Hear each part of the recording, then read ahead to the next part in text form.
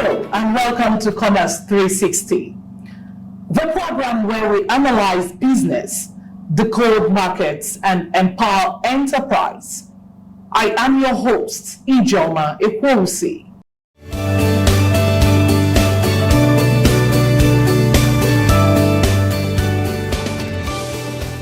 Zenith Bank, in your best interest. Today, we explore one of the fastest growing forces in modern commerce, tech startups and innovation. Across Nigeria and Africa, young entrepreneurs are building solutions in fintech, health tech, ed tech, logistics, artificial intelligence, also known as AI, and digital marketplaces.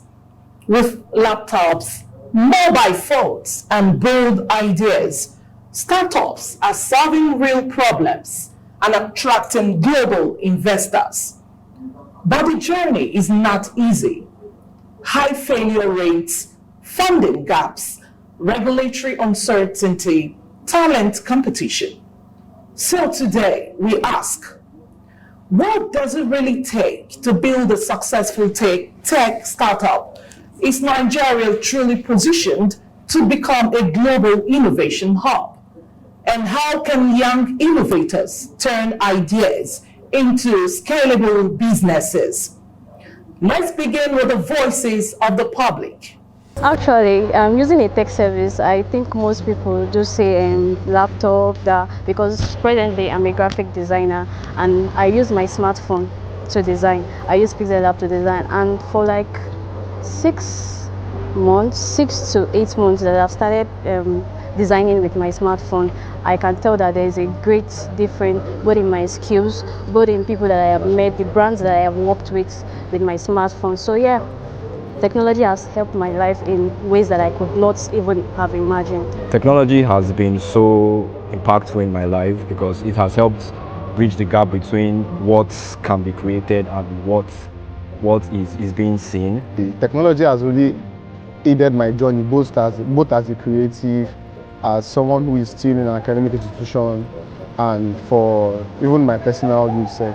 And if we look at like a few years, just a few years, 3 years, 4 years, what could be achieved, especially in the media space, has been relatively improved over time, and it was only possible due to technology, due to the advancement of what we do with our editing softwares, due to the technological advancement with institutions, and how we can just make better research, how we can serve the people better, how we can make better content for the audience we're about to serve. Technology, AI, has actually helped me to bridge the gap of having a research assistant, right? So from research journals to papers, everything is made more easy to me. So now that has eliminated many processes, and has also saved cost, because I know if I'm maybe going to maybe a research assistant, I know how much I'll actually spend. By this time last year, I was stranded. I didn't have like any skills that I could like monetize. I didn't have any like tech skills at all. Of course, I had other skills, but they are not tech skills. So I took that bold step and I was like, I'm going to learn a tech skill. And I stood my ground and made sure that I learned that tech skill. And after I finished learning that tech skill for like 3 months, I learned that tech skill. I started having clients, although it's not like a big client, but I started having clients. One person will call me, this one will call me and say, Precious, design this, Precious, design that. And that was how I started getting like clients from 2K, 3K, 5K, and that was how. So you're making money. Yes. Strong opinions there. There's excitement, there's optimism, but there are also concerns. Joining us on this program is Mr. Chike Onaku, a tech entrepreneur and innovation strategist who has founded and mentored several startups across Nigeria. You're welcome to Commerce 360. Thank you very much. I appreciate it.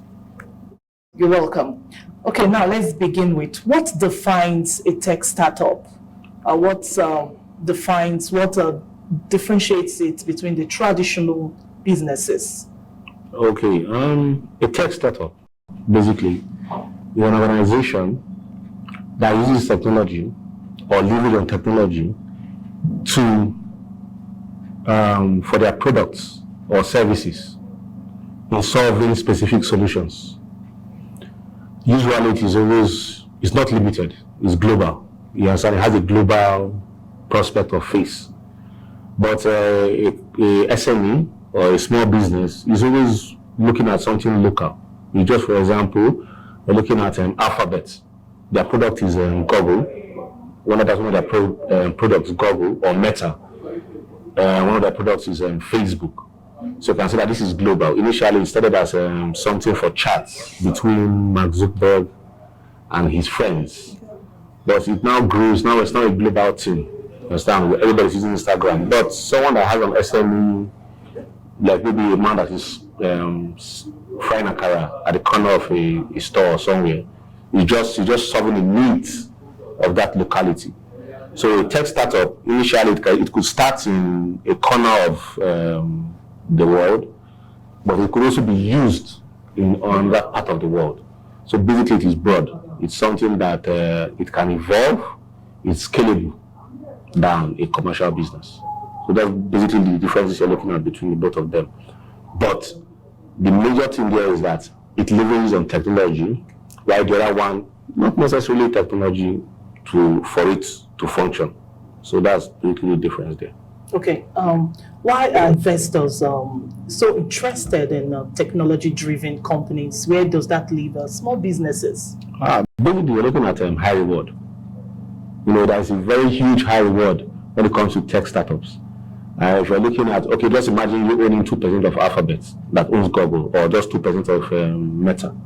That's a lot of money. You can just retire at the age of 28 and, you know, you're done with life. So many zeros in your bank account. But, you know, an SME or a normal business, you have to still go through the rigorousness and the rounds of, you know, trying to be there, put up your business, making sure that you're standing, you know, you're dealing with a lot of situations. So there's high reward in tech startups. Obviously, that's one of the things they look at, high rewards. And also, it has that global presence. You know, so when you have a tech startup, it has that global presence because you never knew. For example, now XAI.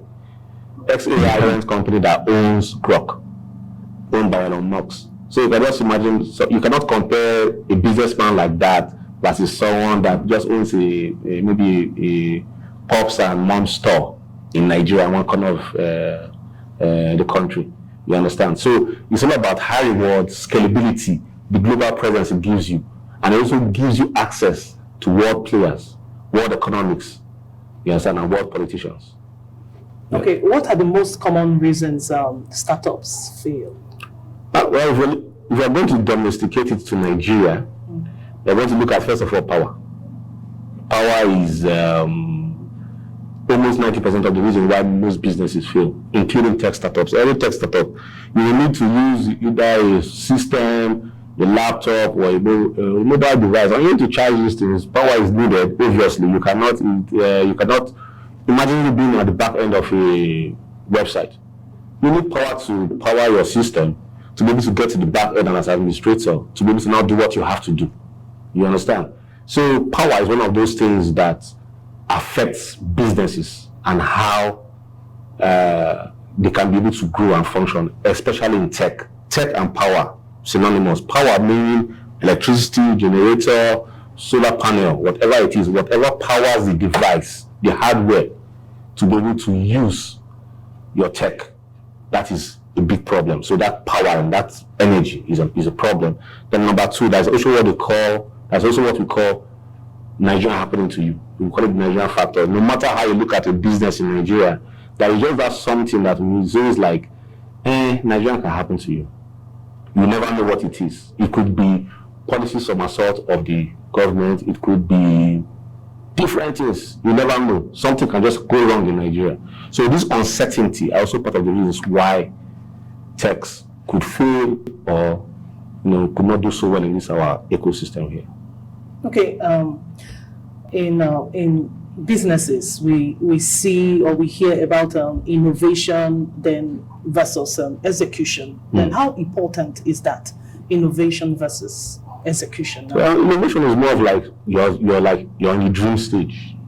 I'm dreaming. I'm an innovator. I'm dreaming of something. I'm dreaming of something that can be able to give birth to help produce this and that and that. So that's you're in the dream stage, basically. But the execution is now when the rubber hits the road. Okay, fine, you have dreamt it. Now let's execute. Let it happen. That is where the problem. Most times, the innovation is not actually the problem. Everybody can dream. Everybody can dream. Yeah, I know sometimes it's okay. We look at it like, okay, fine, a creative mind, definitely yes. But a lot of people have that dream in their mind. But when it's not time to execute, that's not when the rubber hits the road. Fine, that thing you're dreaming of, let it come to life. And that is always the problem. That's where the disconnect is.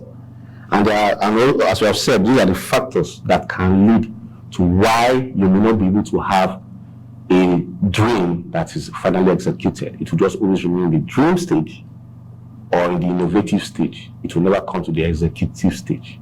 So these are and it's also synonymous with what we also have basically in Nigerian government. We always have that innovation stage where we bring out a new policy. It looks beautiful, it looks good. It's time to execute, you now start seeing the whole lapse or loops in everything you want to do. Okay, now let's narrow the reality down to Nigeria.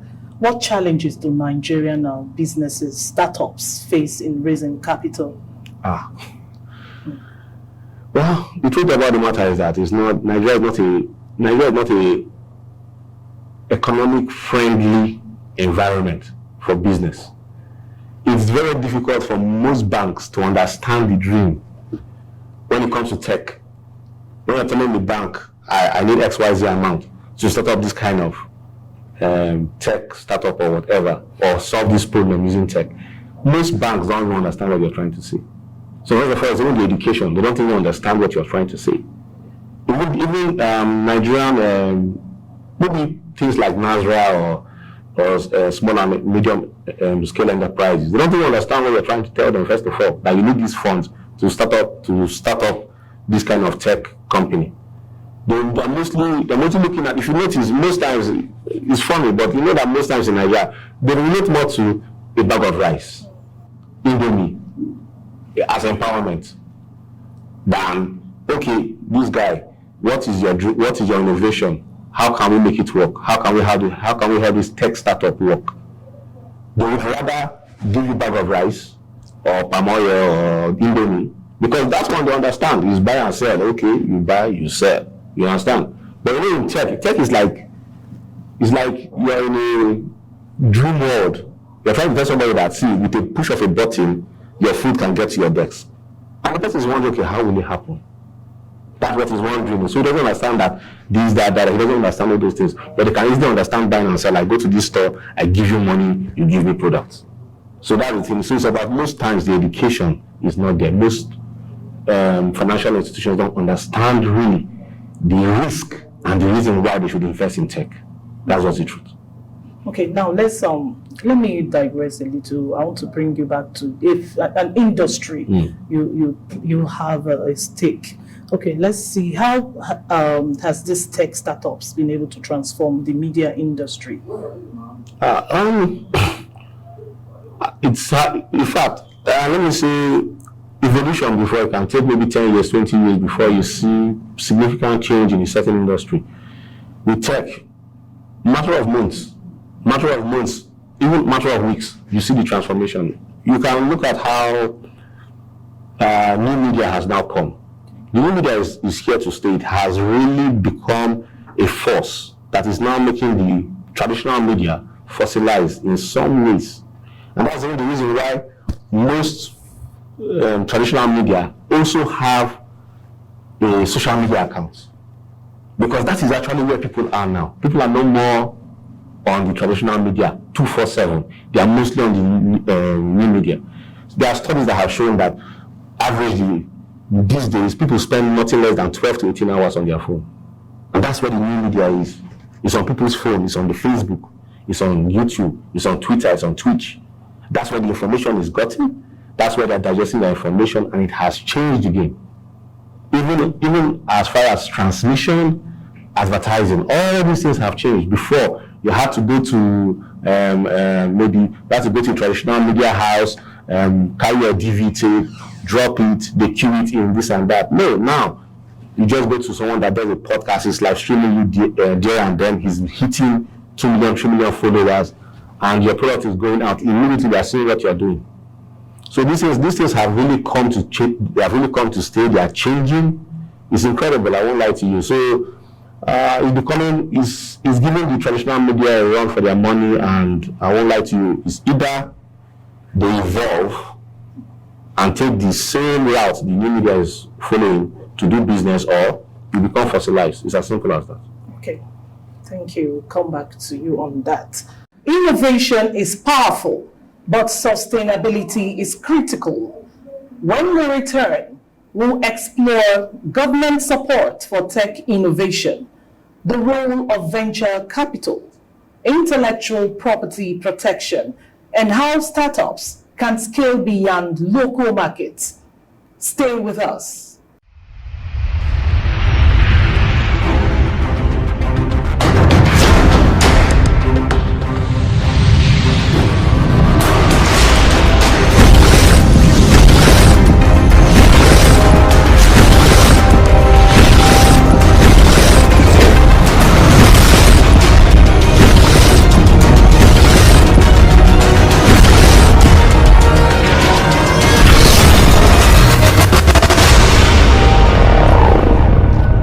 This is CTV, the station that inspires hope.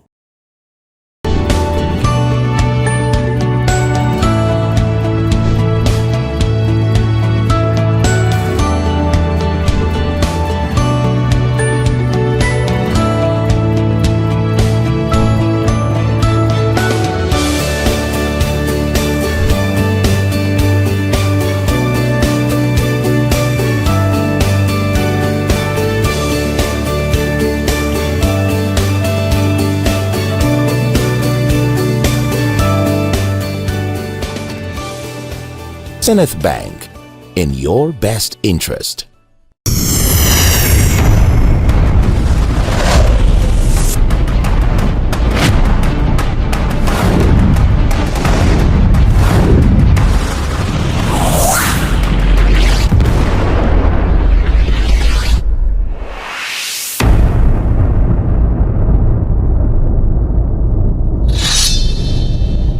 This is CTV, the station that inspires hope. Welcome back to Commerce 360. Today, we are discussing tech startups and innovation, building the future economy. Let's look ahead. But before we begin, our guest has been Mr. Chike Onako, a tech entrepreneur and a mentor.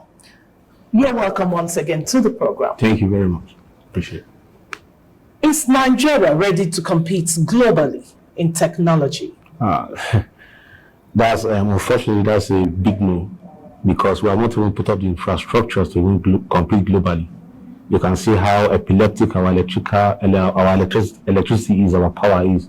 You cannot compete like this in the global stage when you're not even generating enough megawatts for the country. You understand? There are assignments given to people, to tech, even to people that may want to build a website. They have not delivered in 1 month, 2 months because of light, power. You can see how much the fuel is going, 1,300 and something. It's high. So there is no way, if we don't have these infrastructures right, there is no way we can compete globally. It's not possible at all. Okay. As at now, it's not possible. Okay. The tech is all about. It's more of private now. Private coming into tech. Well, I want to ask you: should the government invest directly in tech? The government just has to just provide the conducive environment. They don't need to actually invest in tech directly. It's just to provide the conducive environment for every kind of business to grow and flourish, including tech business. And the environment means in terms of security, different levels of security, both physical security, financial security, economic security, social security, and even infrastructure such as electricity, transportation. All these things, they affect tech, they affect businesses in general. All of them are linked, they are interlinked, even government policies. So government does not actually have to invest in tech. They just have to just make the environment conducive for tech businesses to flourish in this country. Okay, what are the major challenges media tech face in Nigeria? Power is one of them. Power is, in fact, is the biggest. Because media, everything has to do with media, at the end of the day, they have to connect it to electricity. And if there's no electricity, or there's epileptic electricity, or there's high price of powering your generator, it's always going to affect the cost. And the cost is always going to be brought down to the customer. Now, when the customer looks at the cost and says, but I cannot do this thing now, then they shy away. There is a time when people, it's easy. People would want to, would maybe like if you're doing weddings, they would like to have 2, 3, 4 cameras and live stream and everything. But now, look, when you give them a bill, they say, okay, fine, let me use my phone and live stream it myself. But I'm paying that bill because you, as maybe a tech startup, maybe you're into live streaming, and you're charging the person like maybe 500,000 naira because you're considering generator are going to spend money on transportation and everything. Then that's the reason why you're considering that cost. Let me say something paying you that 500,000 naira. Let me just carry my phone, which is free, put data, 3,500 naira, and live stream the whole thing. So this is affect businesses. Okay, what role does innovation play in media startups' competitiveness generally? Okay, so innovation is like the brain box. It's where you're thinking. It's what actually brings out those ideas. You being innovative is what brings out those ideas. You understand? And in tech, you understand, you should be able to think outside the box, think broad, think big, think of problems that need solutions and how technology can be able to solve those problems. Now, the problem we have in Nigeria is that we follow the bandwagon. Everybody's doing this, all of us we follow it. People are doing both. Next thing, we have different kind of e-hailing cab apps coming out. People are doing maybe financial things like Money Point. Everybody starts something like Money Point, but people are no more looking at other problems. They don't have to be innovative to look at other problems that tech can be able to solve. And we need those kind of thinking.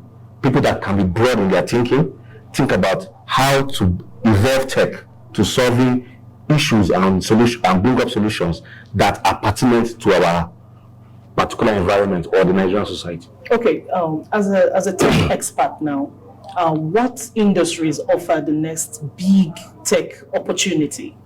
Every industry offers tech opportunities. Every industry, as I will use the example of the Akara seller at a corner, she can use tech.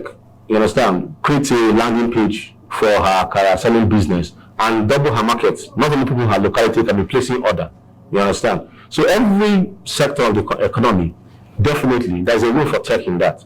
You understand? If it's in the crypto industry, if it's in the fintech industry, if it's in the food industry, if it's in the media industry, they need tech. Like you and I know that now in the media industry, basically, it is people want to get the news, how fast they can get the news, how fast and how well they can even get the news, and how authentic they can get the news. And tech has been able to bring that through live stream. The easiest. You live stream the truth, they see it. They don't want you to start giving a narrative or giving an ideology behind that news. They want to see it and make up their mind on that news. And that's what tech has been able to do in that industry. Okay, in the next 10 years, how will tech reshape traditional sectors like agriculture, education, and banking, even the media? Well, tech is here to stay. It's a Pandora's box we have opened, we cannot close it. It's already reshaping the way, in fact, there are farms in the UK that they use AI to plant. They use aquaponics. There are now new forms of agriculture that are soilless, vertical agriculture. They exist now. So you can now see that we don't need too many farmers. Even in the media space, we're now getting to a point whereby likeness of major characters can be bought and used in years. Even actors, they sign a consent. In fact, I think a month ago, there was a scene they showed about Tom Cruise and I think it was Tom Cruise and one other very famous actor, a fight scene. The funny thing was that fight scene never happened. Both of them were never there. It was AI generated throughout. I think it was a 30 seconds clip. It was marvelous. It was amazing. Two actors that have never been on set, they were in that scene. So tech is here. It's reshaping the future. It's either you learn how to live with the tech or you become fossilized, you become obsolete. It's as simple as that. But it is here. That's just the truth. Okay. Here's what today's discussion makes clear. Innovation is no longer optional. Technology is redefining commerce. Speed is redefining competition. Ideas are redefining wealth. The next generation of billion-dollar companies may not come from oil or real estate. They may come from code. As we conclude today's episode, remember this.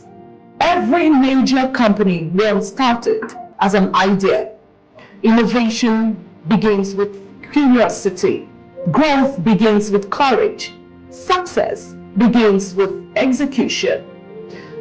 Before I let you go, Mr. Chike, I want you to give your last word on this. Well, what can I say? We are where we are now in the world. It was a slow process. Some of us were still grappling with the idea that this is happening, but it is now happening. There are things. AI is here, tech is here. How we do things before is changing. I would just say we embrace new change. That's the only thing that's constant in life, change. Embrace it and try to make the positive out of it. That's just what I can say about this. Okay, thank you, our guest, Mr. Chike Onako. Thank you very much. Tech expert, entrepreneur, and a mentor. Thank you very much. Okay. Join us next week on Commerce 360 as we continue to analyze the forces shaping business and enterprise. I am your host, Ijoma Iposi.